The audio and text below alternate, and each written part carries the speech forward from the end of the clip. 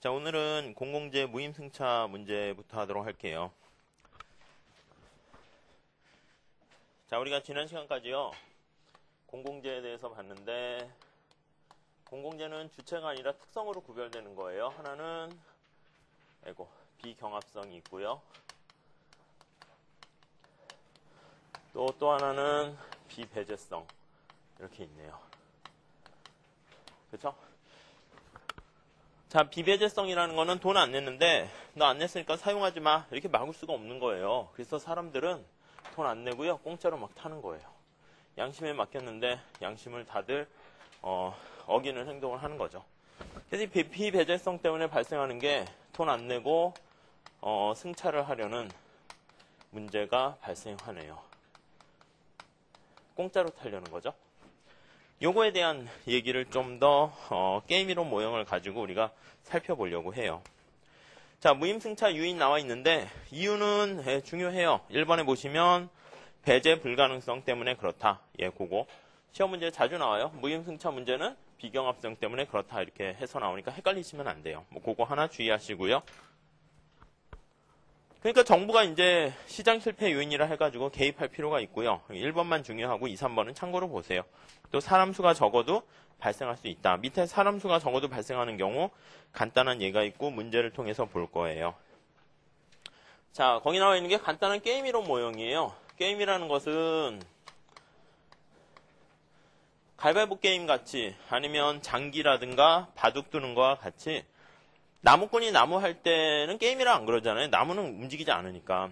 근데 전쟁이라든가 가위바위보 이런 거는 상대방이 있고 상대방이 어떻게 행동하느냐에 따라서 자신의 전략이 달라져야 된다고요. 이 게임 이론에서는 필요한 게 뭐냐면 첫 번째, 경기하는 사람이 몇 명인가, 플레이어가 중요하고요. 경기자로 보통 번역해요. 이 경기하는 사람들이 어떤 쓰는 전략이 있어요. 그걸 스트래티지라고 그래요. 스트래티지, 전략. 이 전략 중에서 자기가 어떤 전략을 선택할 것인가라는 결과가 있어요. 그걸 아웃컴이라고 얘기해요. 아웃컴. 이 게임의 구성 요소예요. 결과. 그래서 이 결과가 생기면 그에 대한 보수 대가를 얻게 되는데 그 보수를 페이오프라고 해요. 이거 모르셔도 상관은 없어요. 보수. 그래서 이왕이면 가장 큰 보수를 얻게 되는 전략을 선택하는 거죠. 자, 여기에도 보면 죄인의 딜레마라고 나와 있는데 플레이어는 갑과 을 두 명이 있어요. 그래서 그거를 간단하게 2x2 매트릭스로 표현을 할게요. 자, 여기는 갑이고요. 보통은 이 왼쪽을 갑으로 하는데 책에 있는 거 맞추려고 그냥 이쪽에다 했어요. 여기 을 이렇게 있고요. 이렇게 하지 않고 이렇게 쓸게요. 원래 이렇게 쓰면 지저분해지니까. 우리 책에 따라서 여기다 갑, 을 이렇게 할게요. 자, 갑이 100원을 부담할 수가 있고요. 또는 아예 부담을 안 할 수가 있고요. 을도 100원을 부담할 수 있고 부담하지 않을 수 있고. 자, 위에 맞춰서 보면 경기자는 갑과 을 두 사람이고요. 전략은 자기가 선택할 수 있는 게 돈을 낼 것인가 내지 않을 것인가. 가위바위보라고 하면 주먹, 가위, 보재기 3개의 전략이 있을 거예요. 자, 그때 어떤 것을 선택했냐라고 하면 그게 아웃컴인데요. 그때 보수를 보면 거기 얻게 되는 보수가 쭉 나와 있네요. 보시면은요.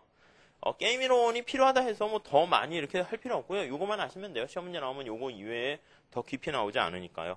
자, 앞에 보면은 앞에 게 이 을의 보수라고 보시면 돼요. 150 그리고 150 그리고 250 여기는 0과 0 그리고 50 200 이렇게 있네요.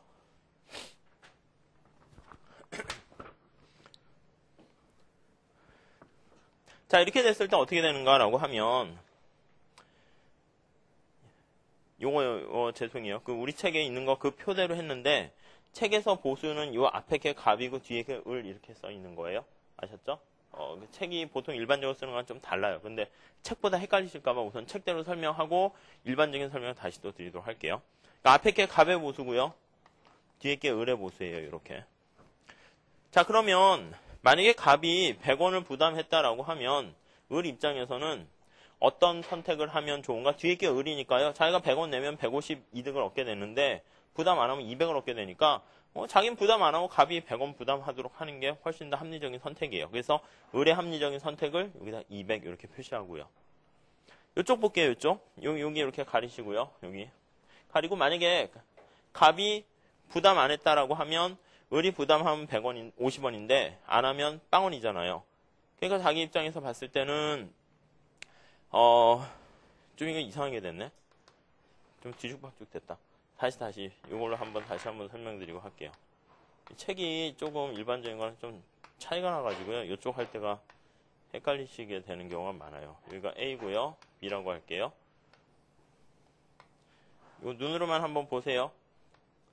가위바위보 가지고 설명을 다시 한번 드리도록 할게요. 여기요. 자, A와 B가 가위바위보를 한다고 할게요. A가 쓸 수 있는 전략은 가위, B가 쓸 수 있는 전략은 바위, A가 쓸 수 있는 전략, 보재기 이렇게 세 가지 전략이 있고요. 얘도 가위, 바위, 보재기 이렇게 세 가지 전략이 있다고 할게요. 가위바위보로 먼저 출발하시는 게 편할 것 같네요. 자, 그랬을 때 똑같이 가위가위 내면은 서로 비기고요. 이긴 사람은 1점을 얻고 진 사람은 마이너스 1점을 잃게 된다고 할게요. 그러면 둘 다 가위가위 내면 0, 0 비겼으니까 앞에 게 A고요. 뒤에 게 B예요. 이게 A고 뒤에 게 B. 그러니까 보통 이제 관례상 쓰면 이렇게 써야 돼요. 그리고 똑같이 여기는 A가 바위 내고 B도 바위 냈으니까 역시 0과 0 이렇게 되고요. 여기는 역시 마찬가지로 보재기 냈으니까 서로 비기게 된 거다라고 보시면 되겠네요. 자, 이렇게 된 상황인데 여기 볼게요. 여기요. 여기는 어떤 거냐면 A가 가위를 냈어요.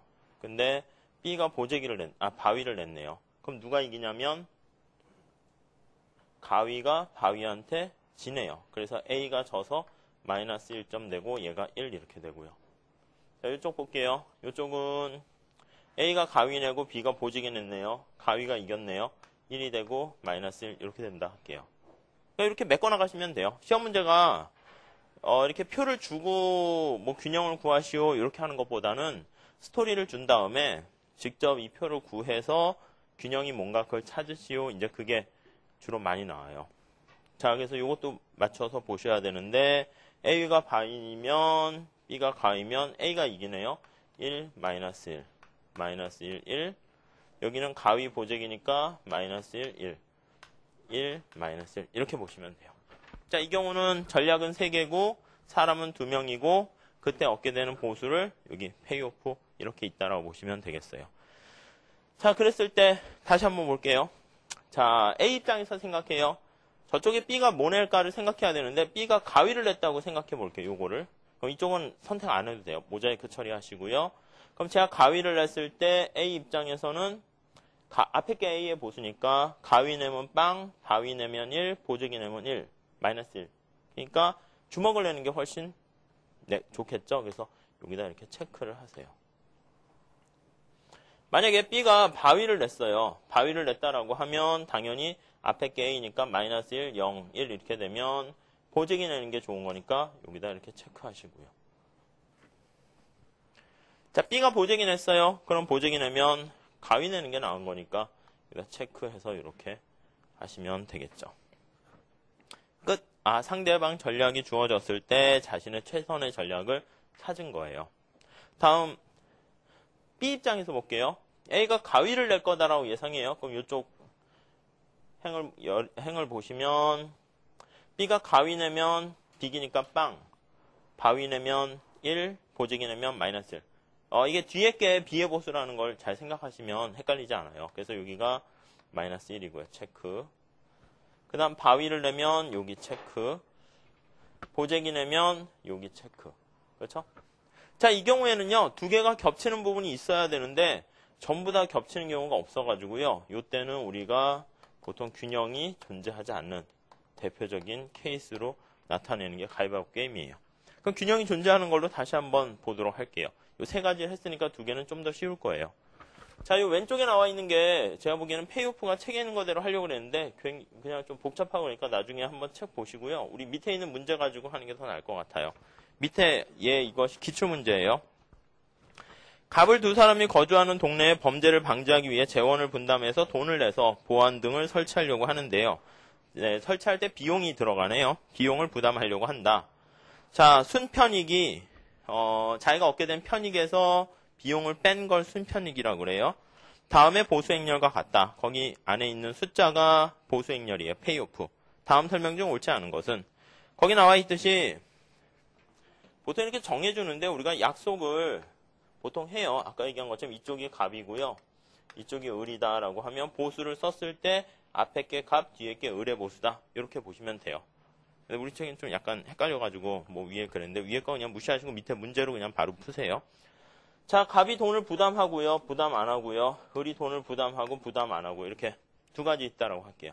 자, 그랬을 때 똑같이 얻게 되는 보수를 찾아보시면 자, 둘 다 부담했을 때는요. 얻게 되는 게 50과 50이네요.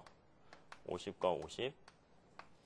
그리고 여기는 갑은 돈 냈는데 을은 돈 안 냈잖아요. 그러니까 돈 낸 사람은 자기 혼자 돈 냈는데 가로등이 설치가 되면 을은 돈 안 냈음에도 불구하고 혜택을 비배제성 때문에 혜택을 보는 무임승차 가능하니까 돈 안 낸 사람이 이득이 커요. 그래서 여기는 마이너스 25, 75인가요? 75 이렇게 보수가 됐네요. 이해되시죠? 이게 바로 무임승차 문제 때문에 이렇게 된 거예요. 다음 여기는 반대로 75, 마이너스 25 그리고 둘 다 돈 안 냈으면 어떻게 돼요? 가로등 설치가 안 되니까 편익도 빵, 비용도 빵. 그래서 빵과 빵 이렇게 페이오프가 주어져 있어요. 자, 이걸 가지고 다시 한번 생각을 해볼게요. 자, 그럼 첫 번째 을이 돈을 낼 거라는 걸 생각하고 있어요. 이쪽 가리세요. 여기 돈을 냈다라고 생각하면 갑 입장에서 내면 50인데 안 내면 75잖아요. 그럼 자기가 내려는 척 하다가 필요 없어 이렇게 되면 혜택을 보게 되니까 여기다가 체크 이렇게 하시면 되겠네요.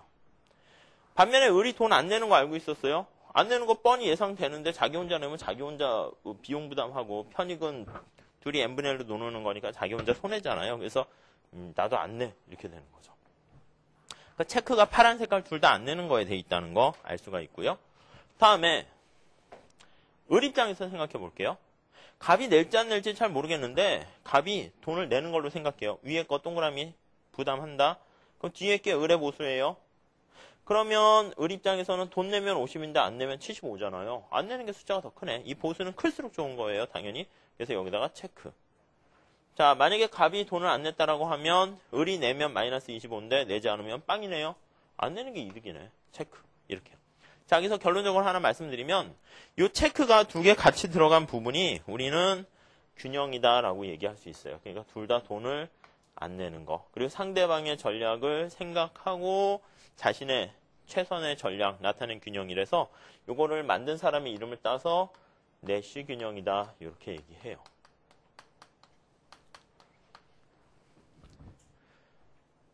이게 균형인 거는요. 여기 잠깐 보세요. 균형이라는 건 뭐냐면 어떤 외부적인 충격이 있지 않으면 그래도 그 상태를 계속 유지하려고 하는 거예요. 만약에 이 상태에서요.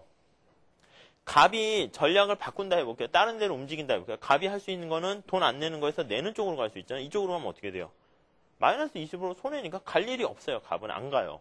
을은 지금 이 상태의 지금 선택인데 이쪽으로 가면 뒤에 게 을의 보수예요. 0에서 마이너스 25니까 역시 손해인데 왜 가겠어요? 그러니까 둘 다 이 상태가 됐으면 더 이상 움직이려는 유인이 없어지니까 그래서 균형이다. 이렇게 보시면 되겠어요. 그러니까 균형의 개념 그때 뭐 잠깐 말씀드렸는데 그냥 이 정도만 보시면 될 것 같고요. 여기서 뭐예요? 같은 꺽쇠 부분이 없으니까 균형이 없다. 이렇게 보시면 돼요. 그래서 이때는 내쉬 균형이 존재하지 않는 대표적인 사례 중에 하나예요. 자, 그럼 하나씩 보면서 다시 설명드리도록 할게요. 자, 1번에 보시면 이 게임에서 우월 전략 균형은 이건 우월이네요. 지금 여기서 내쉬라 그랬어요. 우월 동그라미 치세요. 동그라미. 우월 전략 균형이다라고 하면 상대방이 어떤 전략을 쓰던 자기는 그냥 무조건 하면 되는. 그러니까 여기서 보면 갑 입장에서는 을이 돈을 내던 을이 돈을 안 내던 갑 입장에서는 뭐예요? 파란 색깔 꺽쇠가 무조건 안 내는 걸로 돼 있잖아요. 그래서 갑 입장에서는 무조건 돈을 내지 않는 이게 바로 우월 전략이 되고요. 을 입장에서 볼게요. 을 입장에서도 갑이 돈을 내도 노란 색깔이 을 거니까 돈 안 내는 게 낫고, 갑이 돈을 안 내도 돈을 안 내는 게 낫고요. 여기서도 을의 좋은 전략은, 우월 전략은 돈 안 내는 거네요. 그러니까 상대가 어떤 전략을 쓰더라도 자기는 뭐 쪼카만 내면 무조건 다 이기는 만능 열쇠 있잖아요. 그거를 우월 전략, 더미넌트 스트래티지다 이렇게 얘기해요. 그래서 둘 다 우월 전략이 여기선 존재하고요. 우월 전략 균형은 여기 나와 있는 둘 다 내지 않는 것이다 라고 보시면 되겠어요. 혹시 내시 균형이라는 건 상대방의 전략을 고려한 꺽쇠가 2개 들어간 거를 체크하시면 돼요. 여기 참고로 표 하나 그려줄 테니까 한번 이것도 보세요. 게임 이론 관련해서 요거만 그냥 하시면 돼요. 판단만 하시면 돼요. 그 이상 더 하시는 건 시간 낭비예요. 하셔도 되는데. 자, 이렇게 있어요. 갑과 을이라고 할게요. 을. 그래서 내고 안 내고 내고 안 내고 이렇게 있어요. 꺽쇠를 체크해 봤더니 왼쪽과는 다르게 요렇게 체크가 돼 있고요. 그 다음에 노란 색깔은 그대로 요렇게 체크되어 있다 할게요. 자, 왼쪽과 달라진 게 뭐냐면 꺽쇠가 여기 있는 거에서 요리 갔어요. 요리 간 거 하나 있어요. 그러면 자, 을 입장에서는 그냥 일방통행이 하나 있네요. 꺽쇠가 한쪽으로 돼 있네요. 돈 안 내는 거. 우월 전략이 있고요. 갑은 아니네요. 꺽쇠가 여기서는 돈을 내든 안 내든 무조건 안 내는 거 파란 색깔이 밑에 있었는데 여기서는 냈을 때는 내고요. 안 냈을 때는 안 내는 뭐 이런 상황이 되는 거니까 갑은 우월 전략이 존재하지가 않네요. 그러니까 이때는 우월 전략 균형은 존재하지 않고요. 더미넌트 스트래티지 이퀴블리엄은 우월 전략 균형은 존재하지 않고요. 내시 균형이라고 하면 우리가 상대방의 전략을 고려했을 때 자신의 최선의 전략, 꺽쇠가 2개 들어간 거 찾으면 돼요. 꺽쇠 2개 들어간 거 있네요. 저 왼쪽도 물론 마찬가지로 2개 들어갔죠. 그러니까 이때는 내시 균형은 존재한다. 이렇게 보시면 되겠어요.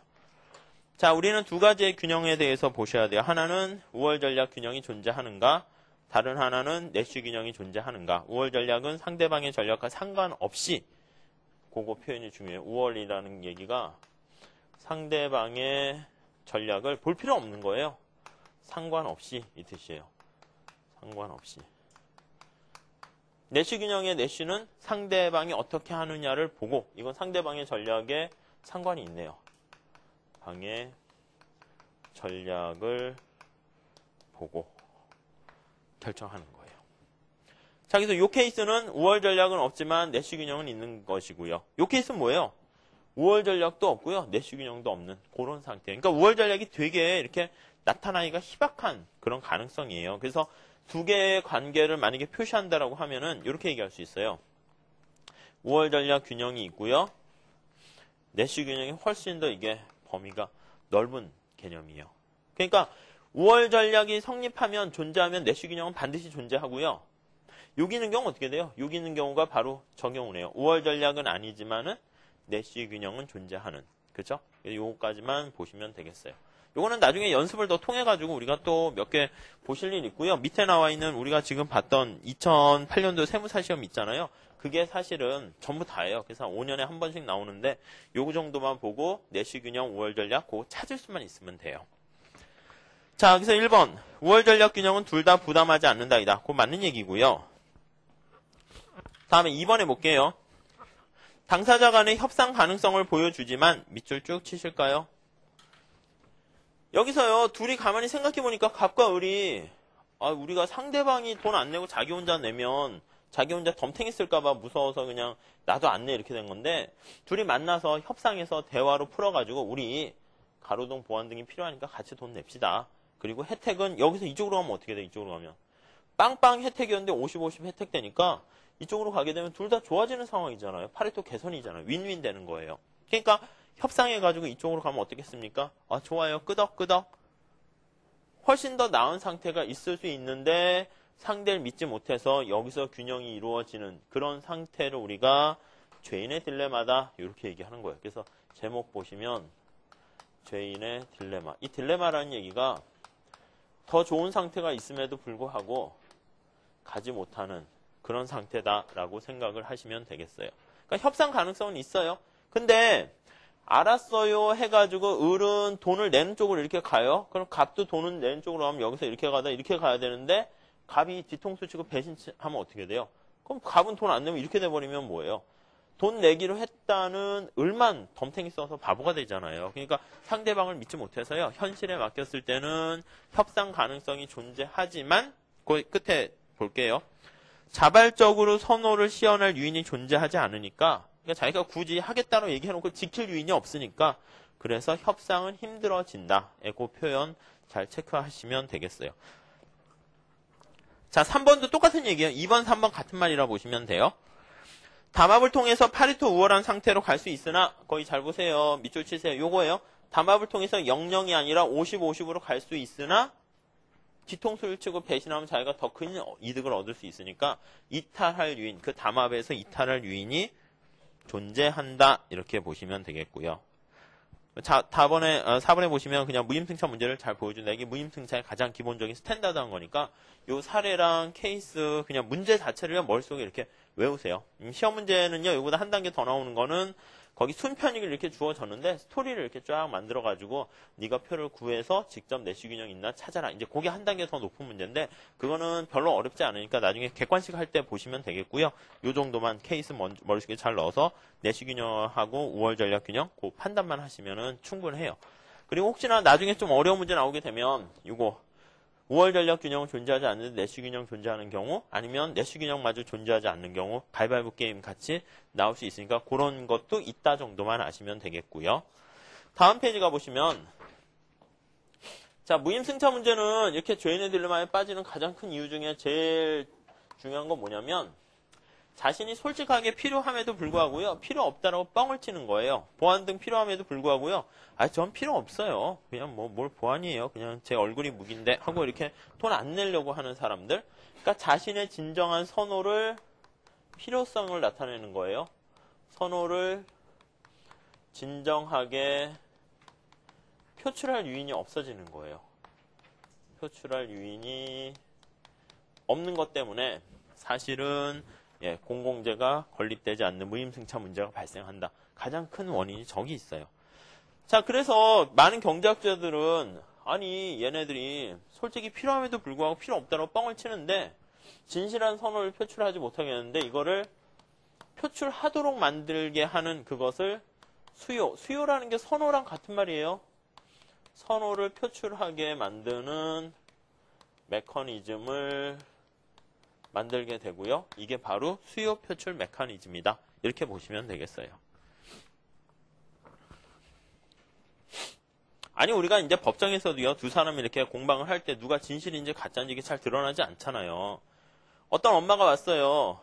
애가 죽었어요. 깔려서. 근데 서로 자기가 진짜 엄마라고 막 주장을 하는 거예요. 유명한 솔로몬 판결이잖아요. 그래서 솔로몬 입장에서는 딱 봤을 때 누가 진짜인지 잘 모르겠는 거예요. 다 자기가 진짜라고 또 연기학원 다녀서 울고 막 다 이러니까 진짜 엄마는 속이 답답한 거예요.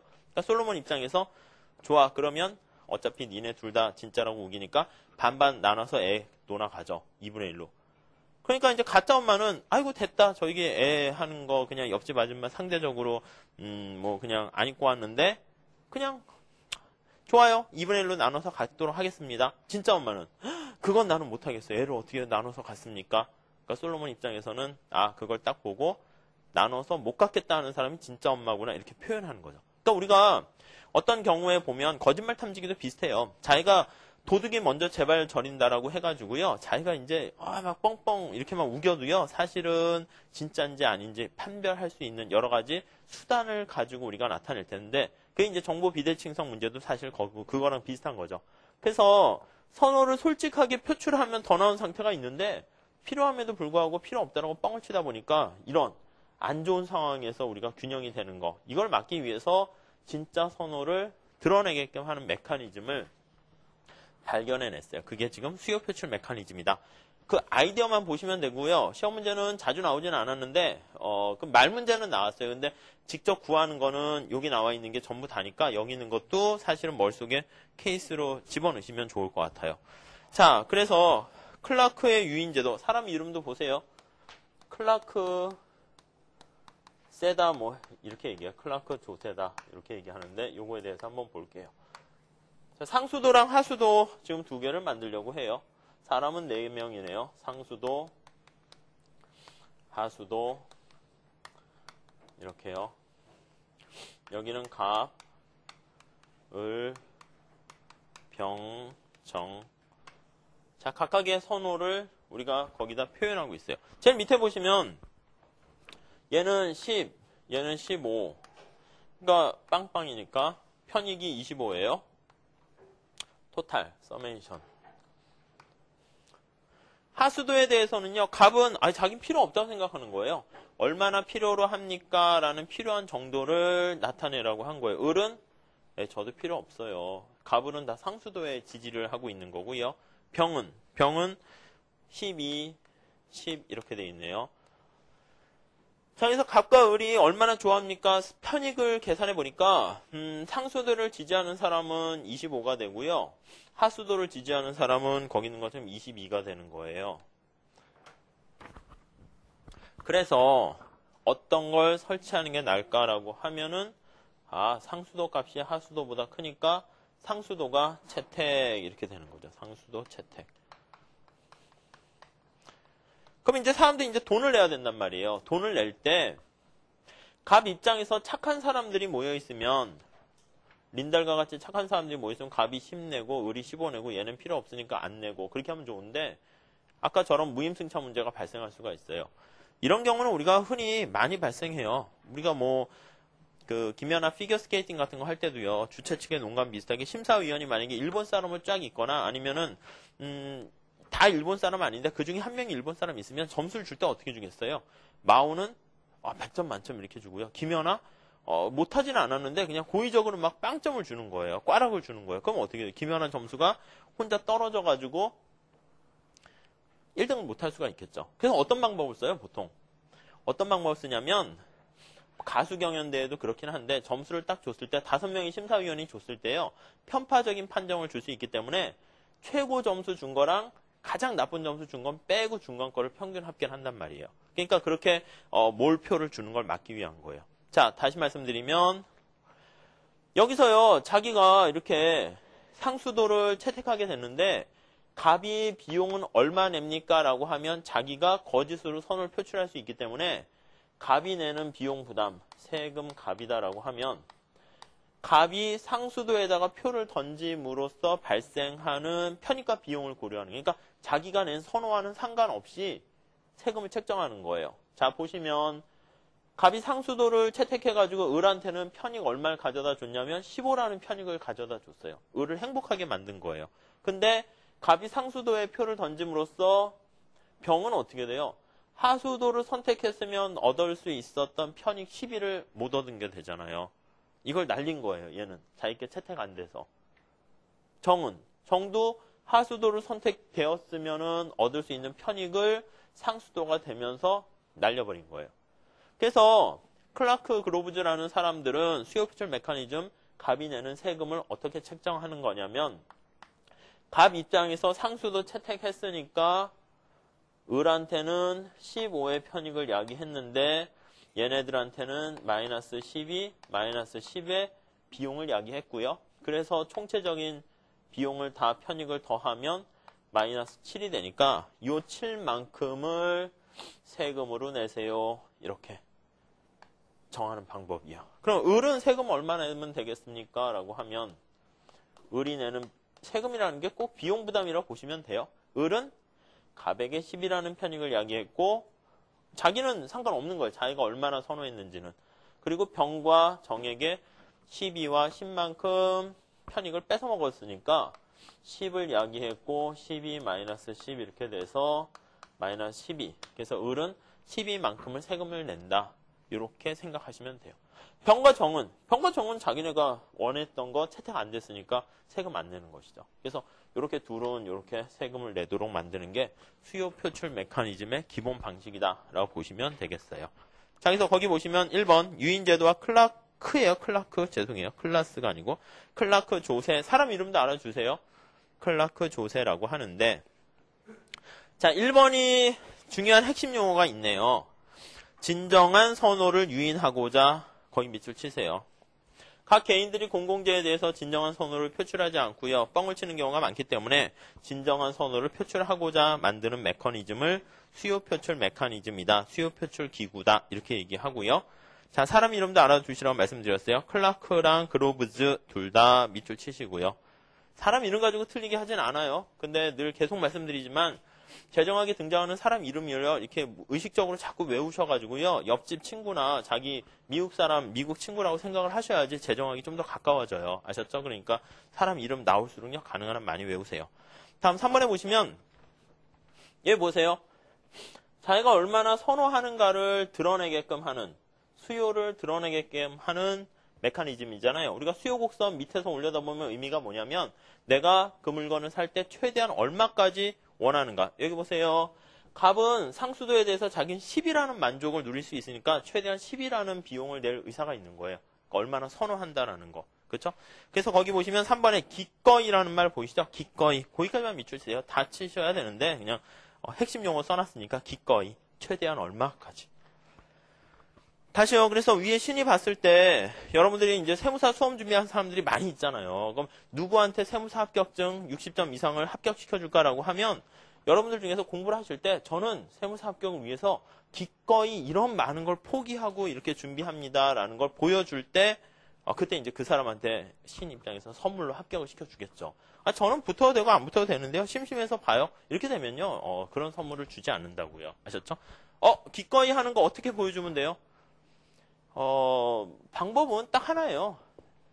24시간 있는데 모든 사람들 다 놀고 싶고 눕고 싶고 드라마 보고 싶고 그런데요. 기꺼이 나는 주어진 24시간을 대부분 재정학과, 세법과, 회계학에 투자한다 그러면 다른 거 포기하고 그게 기꺼이 보여주는 거예요. 그러니까 뒤집어 얘기하면 열심히 공부하는 사람이 신입장에서 봤을 때는 전 진짜 세무사 합격을 원합니다. 그거를 상징하는 것이니까 그 사람이 붙을 수밖에 없는 거죠. 자, 4번에 볼게요. 개인이 공공재에 대한 선호는 선호 밑줄 치시고요. 자신이 지불한 금액과는 지불한 금액 밑줄 치시고요. 다름에 동그라미 치세요. 자, 여기 보세요. 갑 입장에서는 자기가 상수도에 대해서 선호하는 거는 원래 10인데요. 자기가 실제 지불한 금액은 얼마예요? 마이너스 7. 그러니까 7만큼 세금을 내는 거예요. 무슨 말씀이냐면 아까 얘기한 것처럼 사람들이 자기가 얼마 세금 내는가는 여기에 보면 자기가 얼마나 선호하는가는 빠져 있잖아요. 그러니까 이 수요 표출 메커니즘은 갑 입장에서는 자기가 진짜 선호를 표출하던 가짜로 필요 없어요 이렇게 얘기하던 자기가 세금 내는 거는요. 자기의 선호와는 상관없이 결정되는 거예요. 그러니까 이왕이면은 자기가 저런 무임승차 같이 거짓으로 선호를 표출할 만한 유인이 없어지게 되는 것이죠. 그 원리예요. 그러니까 사실 이게 굉장히 천재들만 이런 메커니즘을 짜요. 그러니까 무슨 말씀이냐면 회사에서 똑같이 일을 하는데 이왕이면 자꾸 나태해지고 딴짓거리 하려고 그러는 게 많은데요. 회사 위에 있는 사람들이 여러 가지 보상 시스템과 등등 여러 가지 조직 체계를 만들어가지고 최선을 다하도록 나태하지 않도록 하는 그런 인센티브 메커니즘을 만드는 게 그것도 여기저기 다 이렇게 적용되는 것이죠. 자, 여기서 5번에 보시면은 갑의 실제 부담액 거기 나와 있어요. 그래서 마이너스 7만큼 부담한다. 거기까지가 제일 중요하니까 1번 잘 체크하시고요. 자, 그러면 여기서 갑 입장에서는 뻥을 치는 게 좋지 않다라는 거 우리가 살펴보려고 할 건데요. 자, 유인제도와 무임승차 문제 그 2번까지는 좀 보셔야 돼요. 그래서 동그라미 1번에 보면 그 정이라고 했는데 그거 바꿔주세요. 병으로 바꿔주세요. 병. 자, 여기 한번 보세요. 병이 집에 갔어요. 집에 갔는데 짜증이 이빠이 나는 거예요. 왜냐하면 자기가 하수도 입장에서는 하수도가 채택됐으면 되게 좋았을 텐데 아니 상수도가 채택돼서요. 너무 슬퍼서 울고 있어요. 그래서 자기가 선호를요. 거짓으로 뻥을 치는 거예요. 그래서 12가 아니라 거의 얼마요? 20으로 거짓으로 선호를 표출했어요. 이렇게 되면 어떤 일이 발생할까요? 20으로 만약에 표출을 하게 되면은 이 토탈 값이 바뀌어요. 20과 10 하니까 이게 30으로 바뀌고요. 30으로 바뀌면 상수도랑 하수도 어느 게 채택되냐면 하수도 값이 커져서 하수도가 채택 이렇게 돼요. 채택. 지금 노란 색깔이 아까였고 파란 색깔 이게 지금 바뀐 상황이에요. 자, 그랬을 때 이렇게 바뀐 상황에서 병 입장에서는 세금을 얼마 낼까요? 이렇게 생각해 보면 이제 하수도가 채택됐으니까 위의 메커니즘과 똑같이 사용할게요. 병은 자기 선호는 여기 반영 안 돼요. 자, 그럼 정한테는 플러스 10의 편익을 야기했고요. 10을 야기했고요. 갑과 을한테는 마이너스 10, 마이너스 15의 비용을 야기한 거예요. 그래서 마이너스 10, 마이너스 15. 그러면 마이너스 15니까 병이 내는 세금은 15 이렇게 되는 거예요. 그럼 가만히 살펴보세요. 자기가 거짓으로 하수도가 채택되도록 하기 위해서 10이라는 선호인데 10으로 이렇게 왜곡해서 표출했단 말이에요. 원래는 자기가 12만큼의 혜택을 보는데 근데 비용은 15라는 더 큰 비용을 지불하게 되니까 병 입장에서는 거짓으로 했다 자기한테 얻을 이득이 하나도 없잖아요. 괜히 손해만 세금만 더 내게 되는 거니까 에이 그냥 내가 거짓으로 이렇게 표출하지 말아야겠다. 그러니까 솔직하게 드러내는 게 최선의 전략이 되도록 그렇게 만든다라고 보시면 돼요. 그러니까 요 지금 얘기한 노란 색깔과 파란 색깔 거짓으로 표출했을 때 그 두 가지만 잘 해서 스토리 머릿속에 잘 넣어두시면 그걸로 충분해요. 그래서 동그라미 3번에 보시면 병이 거짓으로 선호를 표출할 경우 이득이 아니라 끝에 손실을 보게 되니까 솔직하게 얘기하는 게 최선의 전략이다. 이렇게 되겠네요. 그래서 4번에 별표하세요. 이게 핵심이에요. 유인제도의 핵심은 자신이 세금 얼마나 냅니까? 실제 부담이다라고 하면 자신의 선호와 무관하다는 사실 그거 밑줄 치세요. 실제 부담이 자신의 선호와 무관. 그러니까 자기가 비용 얼마나 내는가는 딴 사람이 아예 결정을 하는 것이지 자기가 이렇게 쓰는 게 아니다. 이렇게 보시면 되겠어요.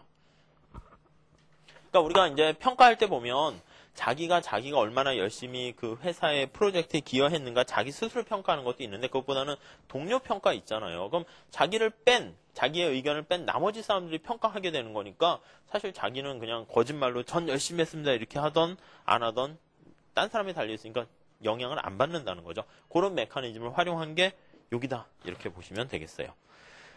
자, 근데 3번에 보시면 담합의 문제 보통은 이제 이렇게 수요 표출 메커니즘이 담합에 취약하다 그런 지문 정도에서 보통 끝나게 됐는데 여기서는 우리 책에서는 담합했을 때 어떻게 되는가까지 보여주고 있는데요.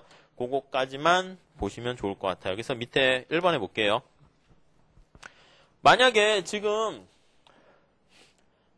병과 정 중에서 병 혼자 자기가 무조건 하수도 채택되도록 하려고 막 이렇게 무진장 애를 쓰는 거잖아요. 그랬더니 자기는 오히려 돈만 많이 내고 정만 좋겠죠. 그러니까 자기 혼자 거짓으로 선을 표출할 이유는 없어지는 거예요. 근데 만약에 병과 정이 합심해가지고 우리 하수도가 채택되도록 노력하고 선호를 거짓으로 왜곡해서 많이 잡아서 표현합시다. 그래서 거기 보니까 1번에 병과 정이 담합해서 병이 30, 정이 35라고 거짓 선호를 표출하게 되면 여기다 그냥 또 쓸게요. 지저분하지만 뭐 알 수 있으니까 30, 35 이렇게 선호를 거짓으로 표출했어요. 자 이렇게 되면은 역시 65가 되니까 역시 이게 채택되네요. 채택 담합시.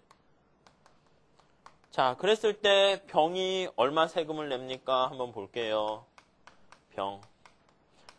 그러면 병이 하수도에 표를 던져가지고요. 30이라 왜곡해서 얘한테 가져다 준 편익이요. 아까는 원래 그냥 병은 같이 담합을 안 했을 때니까 10인데 35라고 이렇게 약간 크게 뻥튀기를 하다 보니까 편익이 35가 되는 거예요. 35. 그리고 하수도를 설치함으로써 얘네들한테 피해를 야기하게 됐으니까 마이너스 10, 마이너스 15. 그럼 이거 값이 플러스 10 이렇게 돼버리네요. 원래 이게 마이너스가 돼야지 그 마이너스만큼 세금을 부과하는 건데요. 이게 플러스 10이 됐으니까요. 이런 병의 경우에는 오히려 보조금을 줘야 되는 거예요. 병이 이런 선택을 함으로써 정에게 많은 혜택을 줬다. 그러니까 정까지 같이 움직이는 거죠. 그렇게 되면 오히려 하수도가 채택되고 병은 보조금 받고 다 좋아지잖아요. 그래서 이런 수요 표출 메커니즘은 사람이 여기 4명 같이 있을 때, 물론 좀 더 많을 때 얘기하는 거지만 다 같이 짜가지고 이렇게 담합을 하게 되면 그런 문제까지는 완전히 해결할 수 없다라는 게 한계다라고 보시면 되겠어요. 자, 그래서 4번에 보시면 개인이 담합을 하게 되면 담합을 했을 때 진정한 선호의 유인은 불가능하다라는 거, 그 담합에 대해서 좀 취약하다, 그 정도만 보시면 되겠습니다. 자, 밑에 유인제도의 문제점 몇 개 나와 있는데 시험 문제에서 제일 중요한 거는요, 균형 재정을 보장할 수 없다라는 거, 그거 하나 밑줄 치시면 되겠고요. 나머지는 그냥 참고로만 보시면 될 것 같아요. 네, 그 균형 재정이라는 거 뭐 여기서도 뭐 확인을 할 수 있긴 한데, 여기 보세요. 상수도가 채택될 때 우리가 린달이라든가 보엔의 수요 그냥 편익이 들어간다라고 하면 갑과 을 입장에서는 최대한 이만큼까지 돈 낼 의향이 있으니까 비용도 요만큼 딱 드는 게 사실은 최적 비용이 되는 거예요. 그러니까 비용이 이만큼 나온다고 생각하시면 돼요. 근데 갑과 을이 이렇게 수요 표출 메커니즘에 의해서 세금을 내게 되면 7과 12가 되는 거니까 두 개 합하면 19잖아요. 그러니까 25보다 작아가지고요.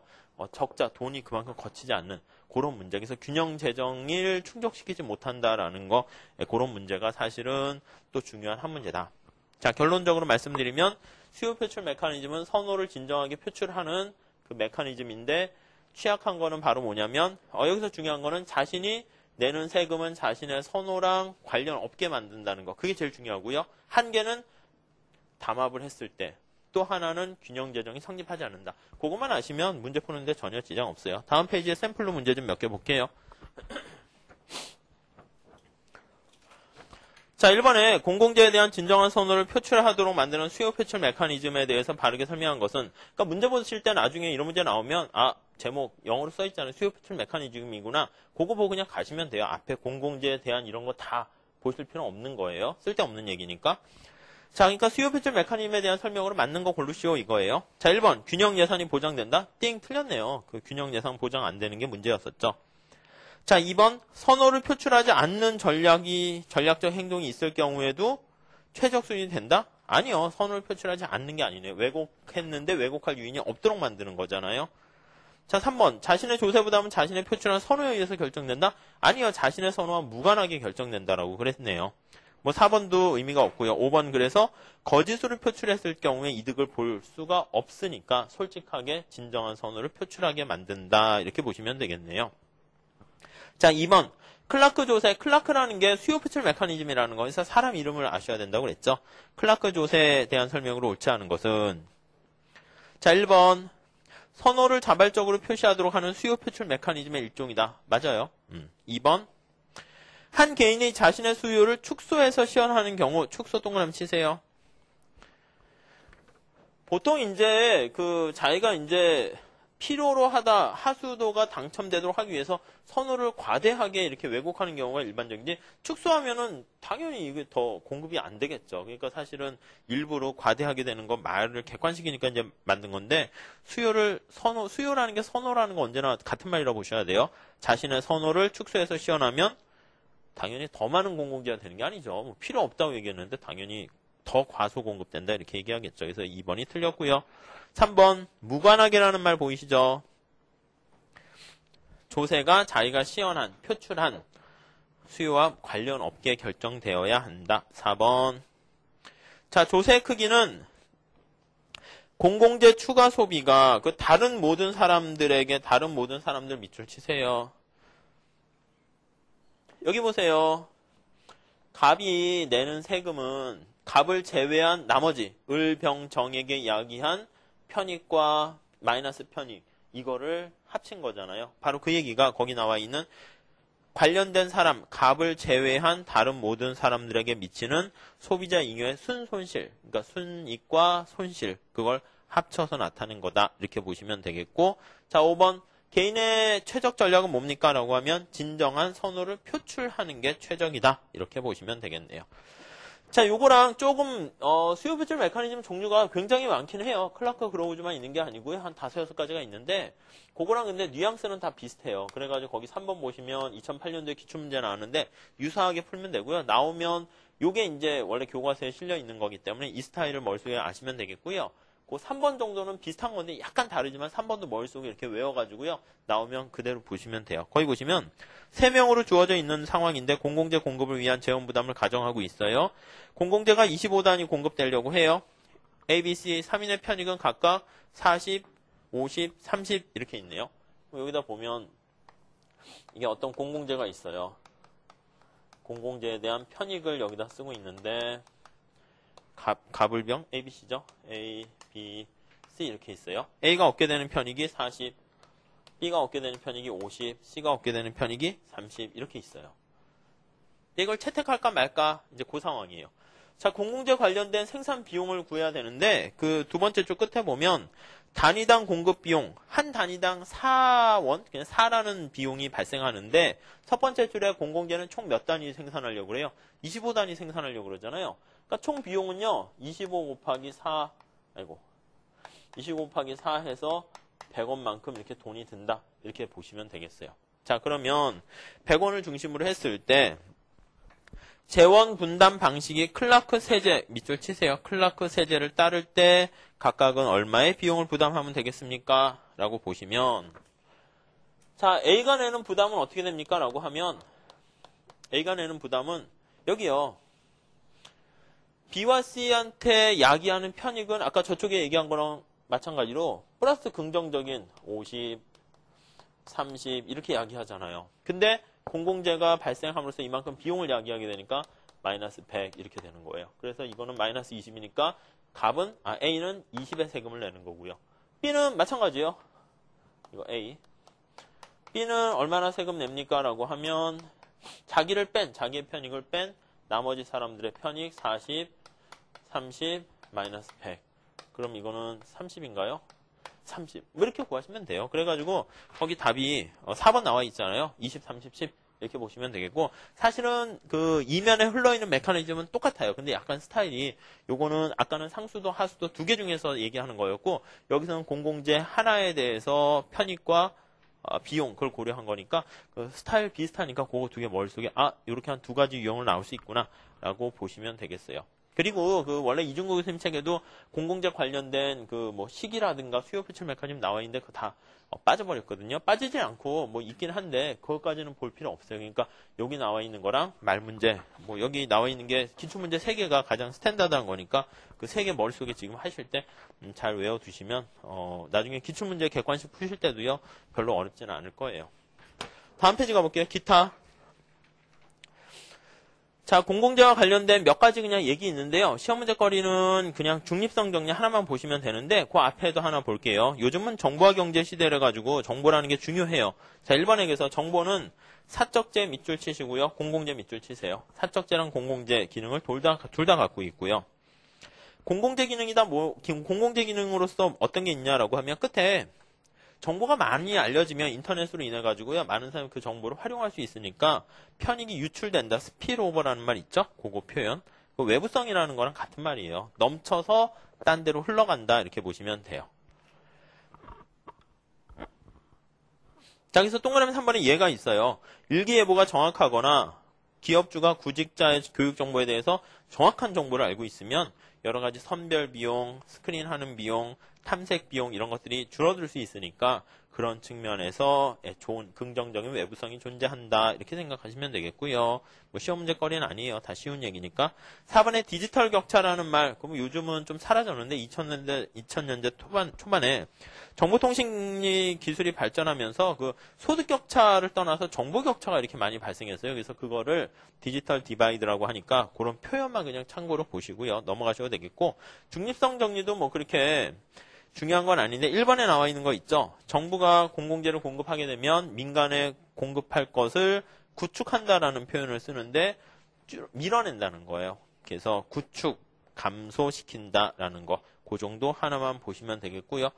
원래는 이 재정학도 사실 보면 이렇게 말로만 떠드는 게 아니라 실제 데이터 가지고 실증 분석하는 게 원래 되게 중요해요. 그래서 이 구축 효과나 중립성 정리가 성립하는가 그거를 실제 데이터 가지고 연구하는 게 의의가 있는데 맨 마지막 제출에 보면 구축 효과는 자금. 그러니까 시험 문제가 나온 적은 없는데 굉장히 어렵게 나오면 공공재와 관련된 중립성 정리, 구축 효과가 굉장히 크다 이렇게 해서 나올 수도 있으니까요. 그거는 그냥 참고로만 해두시면 될 것 같아요. 기타 부분은 진짜 기타니까요. 우선 넘어가셔도 상관없어요. 자, 여기까지 공공재에 대해서 많이 얘기했고요. 공공재 그냥 최적해, 수직으로 합하는 거, 뭐 여기 보면 이게 사실 게임 이론 얘기 뭐 그런 게 들어가서 경제학적인 백그라운드가 가장 많이 필요한 게 공공재예요. 그래서 계산 문제도 공공재에서는 꼭 한 문제 아니면 두 문제 이상씩 나오게 되니까 이 파트가 좀 시간이 많이 걸렸고요.